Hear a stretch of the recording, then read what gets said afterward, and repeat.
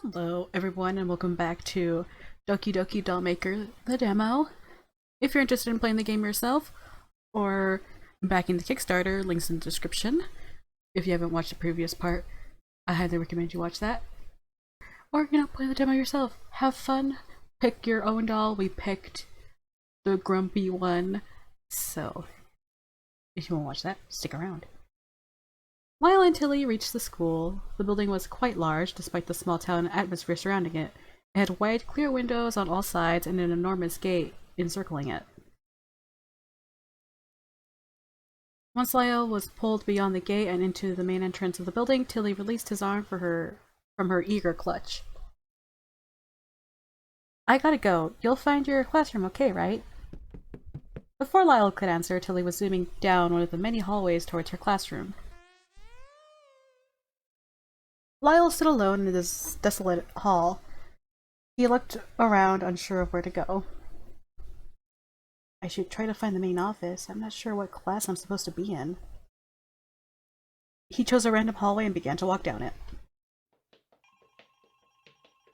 It wasn't long before he spotted the main office. Its door was left open, and Lyle could see several secretaries and staff roaming around inside. He stood awkwardly at the door for a moment, hoping someone would notice him.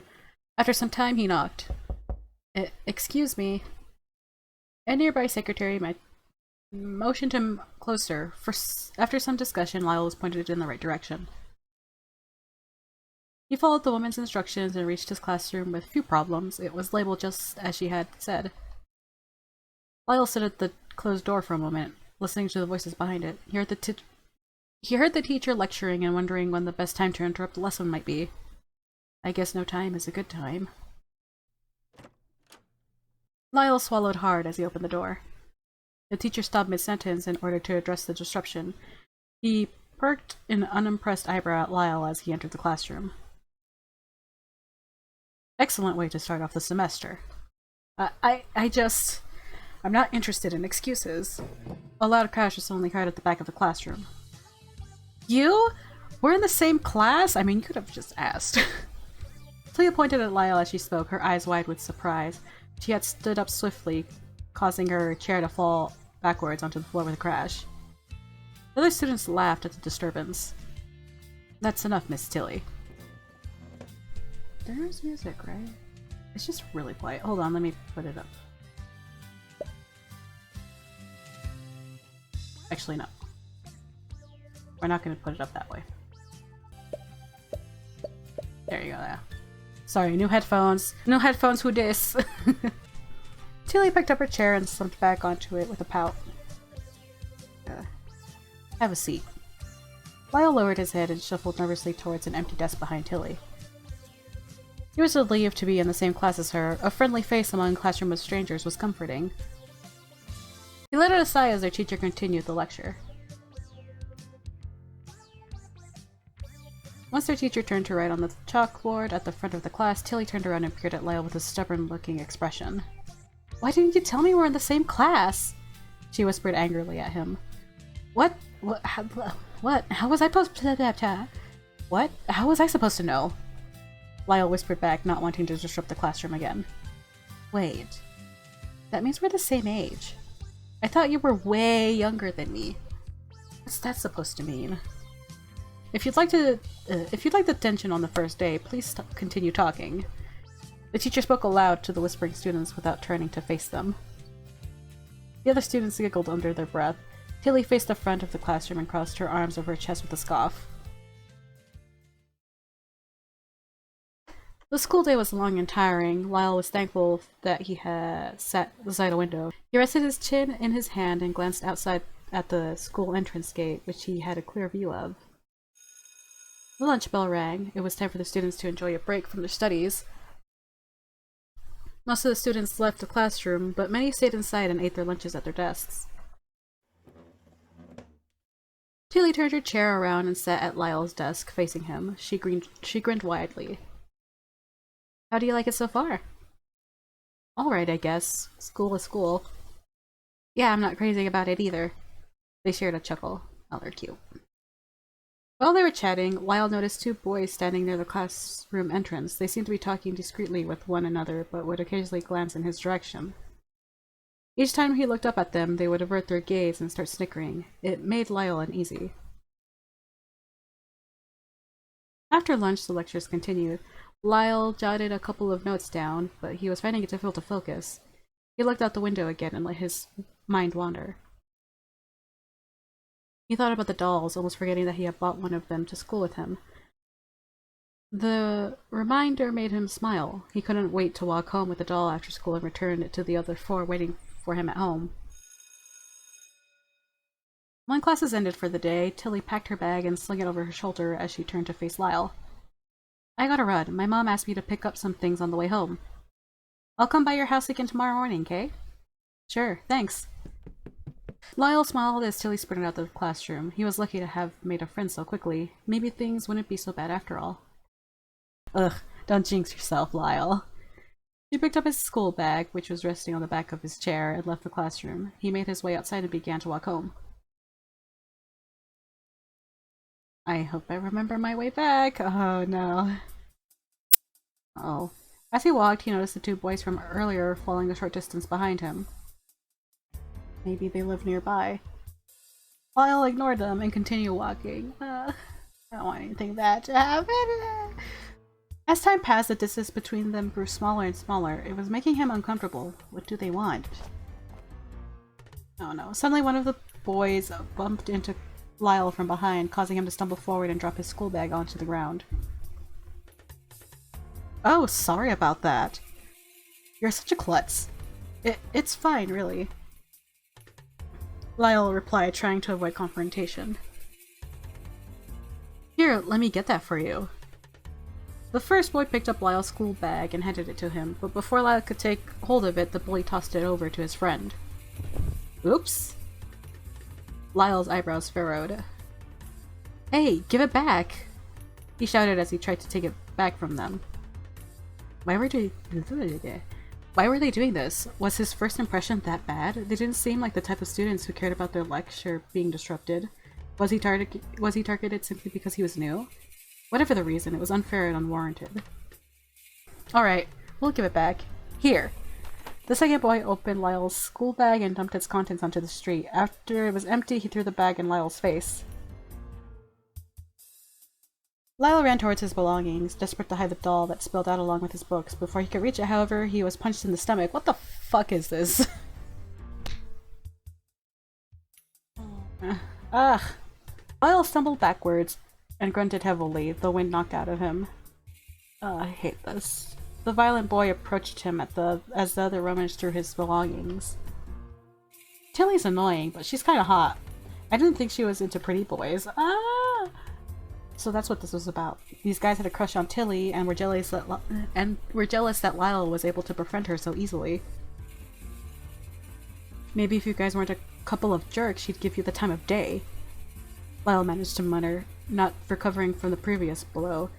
He held his stomach tightly with both arms. The pain was intense. He had never been struck like that before. Let's see if she still wants to talk to you after we mess your face up a bit. I hate this.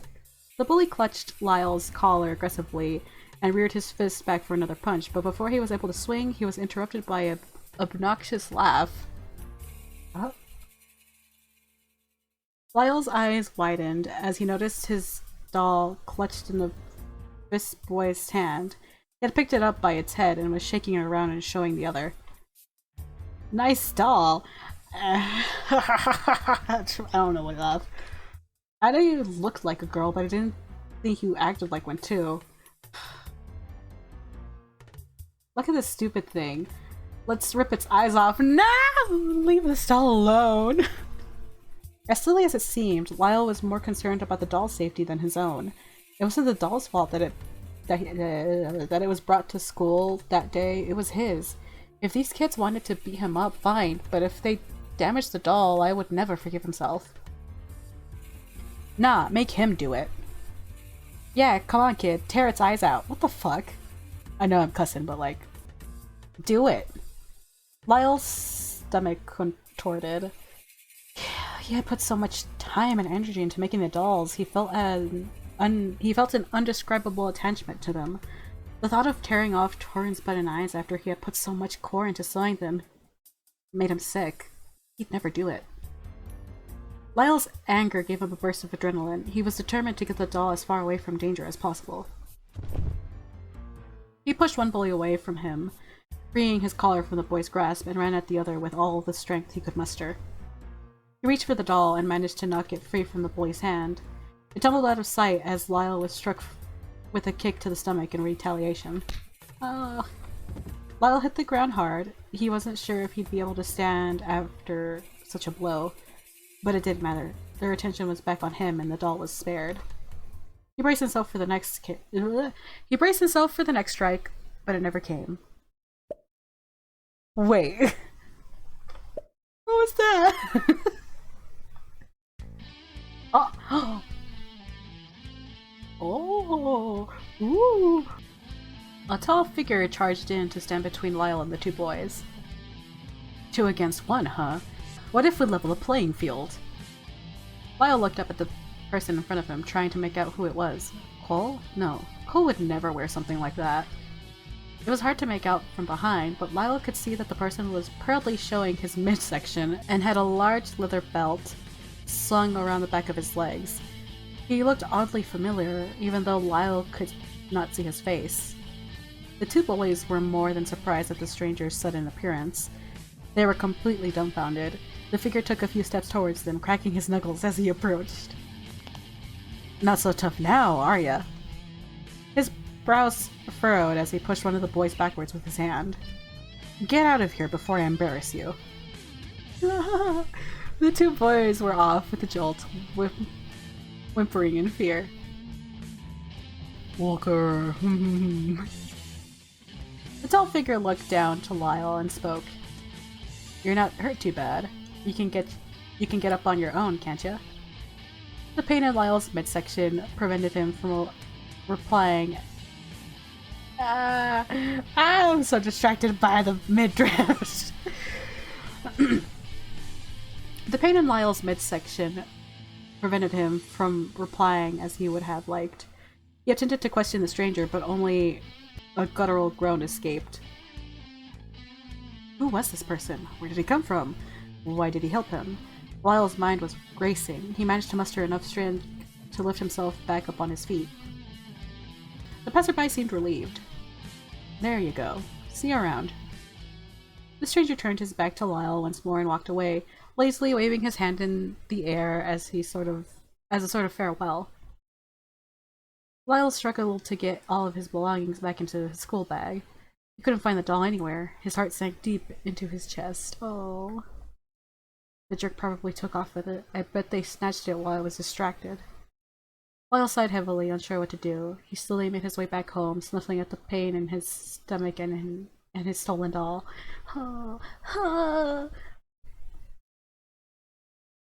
Lyle spotted a convenience store on his way home. He wasn't far from his neighborhood, but thought he could use a break and walked inside. The store's cool air felt good on his face. He headed towards the back of the shop and grabbed a cold bottle of water. It was about all he could afford right now anyway. He purchased a drink, then exited the store. Lyle groaned as he carefully sat down on the curb outside. He opened the bottle and took a swig of the refreshing beverage. He exhaled loudly. Water wasn't going to magically cure the pain in his stomach, but it certainly hit the spot. Oh. That gave Lyle an idea. He tucked the bottle under his school uniform vest and held it against the shirt underneath. A cooling sensation slowly seeped through the fabric and eased his aching abdomen. It won't last long, but it's better than nothing. He allowed his mind to wander while he rested there. That stranger appeared out of nowhere. Who was he? I wonder if I'll see him again. I want to thank him. I wonder if I'll see my doll again too. Lyle sighed. I can't just make a new one. It wouldn't be the same. If those jerks took off with it, there's no way they'd carry it around for long, right? It means nothing to them unless they're dangling it in front of my face. Yeah, they'll eventually toss it. There's still a chance I could find it lying around someplace later on. Lyle wouldn't give up on the doll. Whatever happened to it was his fault, and he would take responsibility for it. He decided that he would leave for school bright and early tomorrow morning to go looking for it before class started. I'd better turn in early tonight, then. Lyle removed the bottle from his vest and splashed some water on his face before standing up. He continued his trudge home. Lyle's eyes widened as he approached the house. The door was wide open, revealing devastation inside. He ran to the doorframe and stood frozen, staring at the turmoil. The house had been turned upside down, papers and books scattered, tables and chairs knocked over, curtains and clothes torn. They must have been robbed. Now! Come on! Lyle leaned against the doorframe and sank, unsure what to do. He placed his head in his hands as his mind raced. How did this happen? Did he forget to lock the door on his way out this morning? That's right. He ran out suddenly with Tilly. This was all his fault. A wave of nausea rushed over him. Wasn't this supposed to be a nice, quiet town? Who would have done this? What did they take? He had no idea. All he could think to do was clean up the mess before Cole got home to lessen the impact. He would be able to find out what was missing in the process and try to break the news to his brother in the best way possible if such a thing existed. Lyle began to clean and reorganize the house. Every room had been ransacked. The kitchen, the living room, even Cole's study. Why would anyone destroy every single room in the house? Wouldn't they just break in and go straight for what they came for? It's like some sick joke. He rubbed his aching stomach. Maybe it was the two boys who bullied him earlier. Would they have gone this far? No, they didn't know where he lived. Maybe it wasn't them after all. Oh.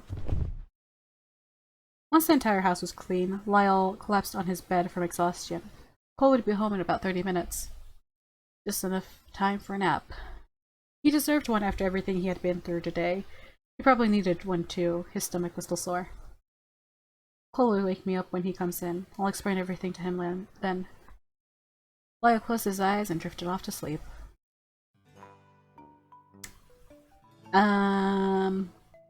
Hello? Is he alright? I don't know how to do voices, don't do this. Oh, I'm sure he'll be just fine. He looks completely exhausted. Well, if someone didn't make a mess of this place, who is this? What was that? Grumpy. You heard me! Look, he's waking up! Yay, yay, he's awake! Shh, don't frighten him. Lyle's eyes opened slowly. He blinked for a moment, staring blankly at 5 faces above him. Whoa! Lyle's eyes shot open and he backed up into the corner of his bedroom. Who are you? What do you want? Why are you in my bedroom? He breathed heavily as his eyes darted from one stranger to the next. 'Cause we're always in your bedroom, silly. That sounds creepy. You would know. Eh? I'll quit squabbling, you two. Someone should explain this to Lyle before he passes out. Lyle blinked. How do you know my name? You know our names too, Lyle. You gave them to us. Look at the team. What is that face? Oh my god. Lyle's expression slowly changed from panic to confusion. A strange thought crept into his mind. He squinted his eyes in disbelief as he examined the strangers more carefully. Their hair, their clothing, and their presence was somehow familiar to him. His eyes drifted to the desk nearby. The plush dolls that he had arranged on it were now gone. Maybe these strangers weren't strangers after all. They looked just like his dolls. They were his dolls. But how can this be? Oh, we're still trying to figure that out ourselves. For whatever reason, our forms are now similar to yours. And we made a mess of the house. It was so much fun! Deceiver? Oh my god, I'm so bad at names. Pinch shrug. Ouch. We got a little carried away. So, we weren't robbed then. Ellery chuckled. No, we didn't take anything. We may have broken a few things, though. But by accident, of course. Curiosity got the better of us. We're all really sorry, Lyle. Lyle sank on the floor with an intense feeling of relief. He closed his eyes, placed his hand on his chest, and let out a long, heavy sigh as his head fell backwards against the wall behind him. It's alright, I guess. Thank goodness we weren't robbed. I was so worried about breaking the news to Cole. He said quietly, mostly to himself. Cole. Lyle paused. If these dolls woke him up from his nap, then that means... Cole! Lyle's eyes shot open as he jumped to his feet. Cole will be home any minute! Lyle scrambled to his bedroom window and anxiously peered outside. Sure enough, Cole's car was parked out in front. Lyle ran to his... this music. Lyle ran to his bedroom door and opened it slightly. He could hear Cole entering the house downstairs. He's gonna kill me if he sees you guys. Lyle slammed the door shut and ran around his bedroom in a panic. Everyone has to hide, hurry! He began pushing the 5 human-sized dolls this way and that in his bedroom. He tried to hide one of them in the closet, another under the bed, and even give a potted plant to one of them, as if that would as if that was going to do anything. He was desperate. Cole's footsteps were heard coming up the stairs. He was seconds away from the bedroom door. No, no, no. What do I do? The bedroom's too small. They're not hidden at all. Oh my god. Suddenly several popping sounds were heard, and the 5 dolls were gone. Completely gone. Lyle stood alone in his room, speechless and in utter shock. The bedroom doors opened slowly, and Cole poked his head in, concerned. Everything okay in here? Cole asked hesitantly with an unlit cigarette dangling from his bottom lip. He stared at Lyle, who remained awkwardly stiff and unmoving at the center of the bedroom. What the hell are you doing? Dancing! Cole's face was more serious and unimpressed than usual. Dancing. Yep, dancing! With no music. It's, interpretive dance. There's a club at school, see? Lyle struck a ridiculous-looking pose. Cole blinked for a moment, his expression unchanging. You're so weird. He shook his head as he closed the door to Lyle's bedroom and made his way back downstairs. Lyle sighed and fell backwards onto his bed. The popping sounds were heard once more. Oh my god. Interpretive dance? That's the best you could come up with? Look, Grump. What was he supposed to do? I freaked out, okay?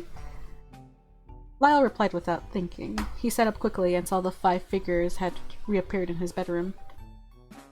Wait a second. Where did you all go? How are you back in my room? We were here the whole time. We're able to shift between human-sized forms and our plush forms as well. It's quite fascinating. It's true. We transformed into our plush forms before Cole entered. You were so distracted with him that you failed to notice us lying on the floor. I don't get down on the floor just for anyone, you know? So that's what that popping sound was. I've heard it before. It was you. You helped me earlier, didn't you? Turin crossed his arms and nodded, looking away stubbornly. I love him! Thank you. You left so suddenly I thought I missed my chance to thank you. I had to make sure I wasn't the only one who changed. How'd you find your way back here, anyway? I followed the noise.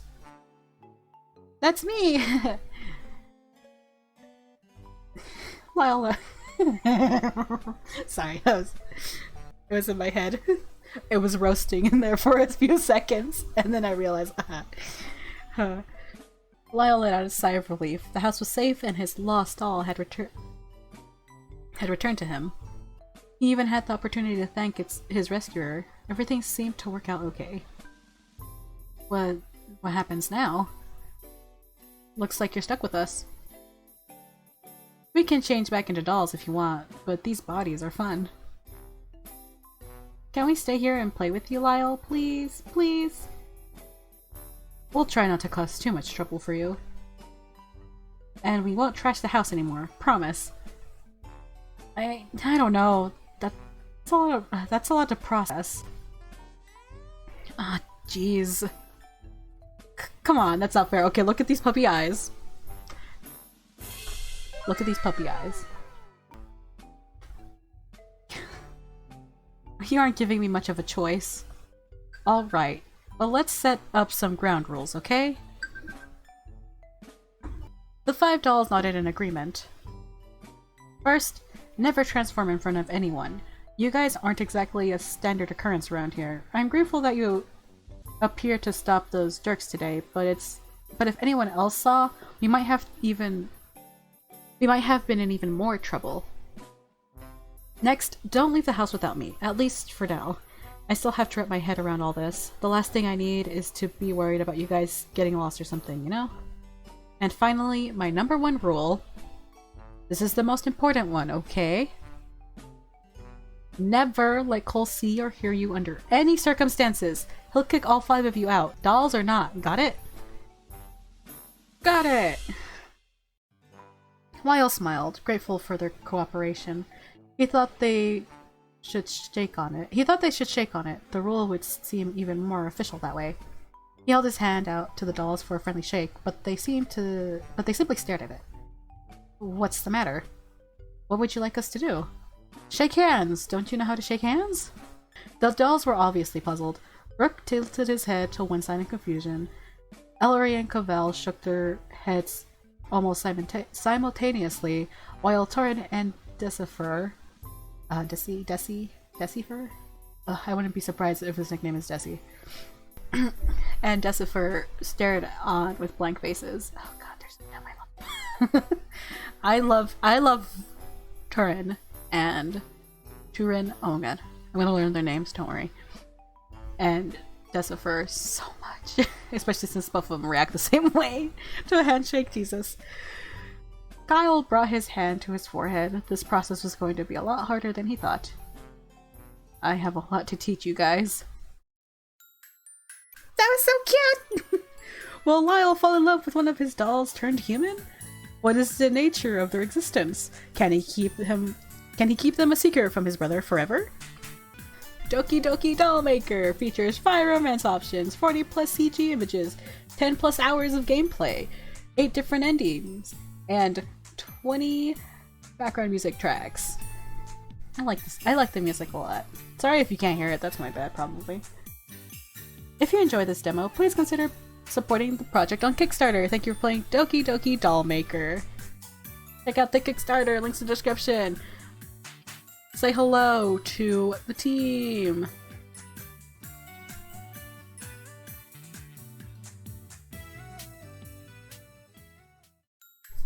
Thank you everyone for joining me. God, it's so cute. I love the art. Artist did a great job. The music is lovely. The writing is also good. Seriously, back the Kickstarter. Share with friends. Subscribe if you haven't subscribed. Leave a like. Let me know who your favorite doll is so far, or just who your favorite character is in general. If one of the doll, if it ends up being one of the other characters are your fave. And thank you to this month's patrons. Thank you so much for your support. If you're interested in early access to videos, exclusive access to other stuff, become a patron. Links in the description to check out my Patreon. Hopefully I'll see you there, and I'll see you next time. Bye bye!